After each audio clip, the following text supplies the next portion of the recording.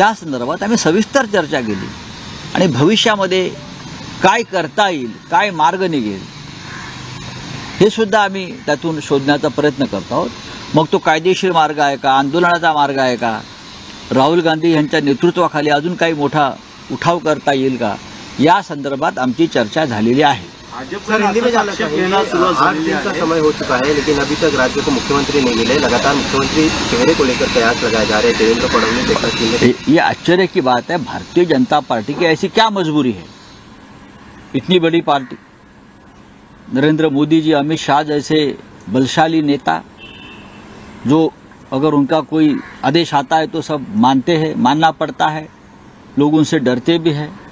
फिर भी 8 दिन का समय बीत चुका है, अभी तक पूरा बहुमत होने के बावजूद महाराष्ट्र को मुख्यमंत्री क्यों नहीं मिल पा रहा है.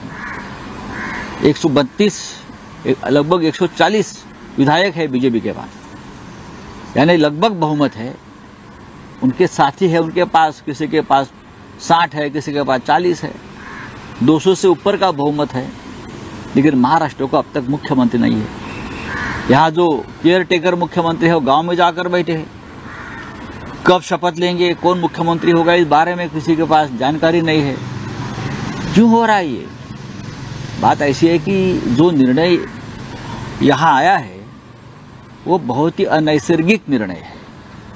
राज्य की जनता के मन के खिलाफ आया हुआ ये निर्णय है और इस बारे में महाराष्ट्र में जगह जगह पे आंदोलन चल रहा है. बाबा आडाव जैसा नेता, जिनकी उम्र 95 ईयर, 95 साल के हैं, वो आत्मक्लेश आंदोलन कर रहे हैं.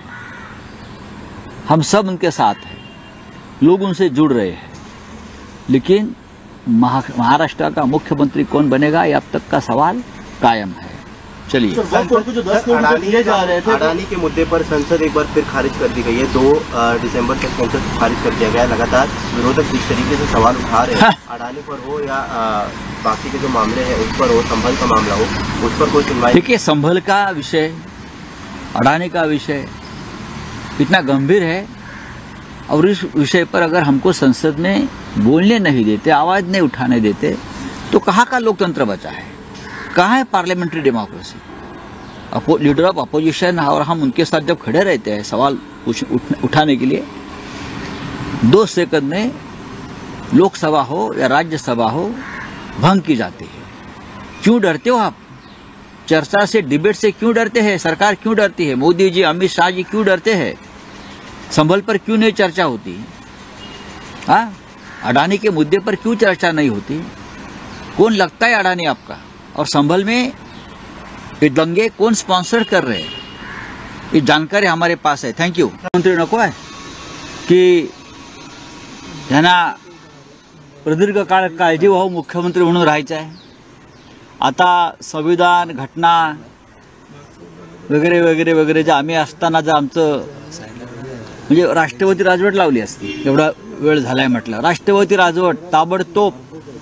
बघा, महाराष्ट्राचे निकाल लागून 8 दिवसापेक्षा जास्त काळ झालेला आहे. मुळात जो निकाल लागलाय त्याच्याविषयी लोकांच्या मनामध्ये संशय आहे. लोक खुश नाहीत. कुठेही तुम्हाला खुशीचं वातावरण दिसत नाही की एवढा मोठा विजय प्राप्त झालेला आहे.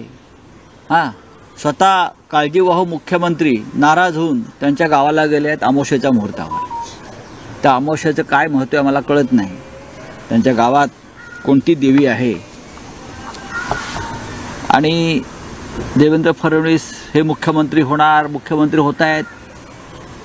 महाराष्ट्र वाट बघतोय कधी घोषणा होते आहे, आणखीन कोणाचं नाव येत आहे मला माहीत नाही. या राज्याच्या निकालांसंदर्भात देशभरामध्ये नव्हे तर जगातल्या अनेक भागामध्ये संशय व्यक्त केला जातो.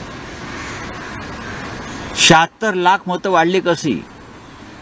जसं सामना चित्रपटामध्ये एक डायलॉग आहे, मारुती कांबळेचं काय झालं काय, मारुती कांबळेचं काय झालं, तसं या 76 लाख मतांचं काय झालं.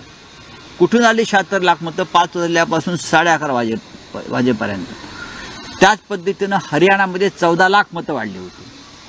हाच फॉर्म्युला हरियाणाच्या निवडणुकीमध्ये अचानक 14 लाख मतं वाढली आणि महाराष्ट्राच्या निवडणुकीमध्ये 5 वाजल्यापासून पुढे 11:30 वाजेपर्यंत 76 लाख मतांचा हिशोब लागत नाही.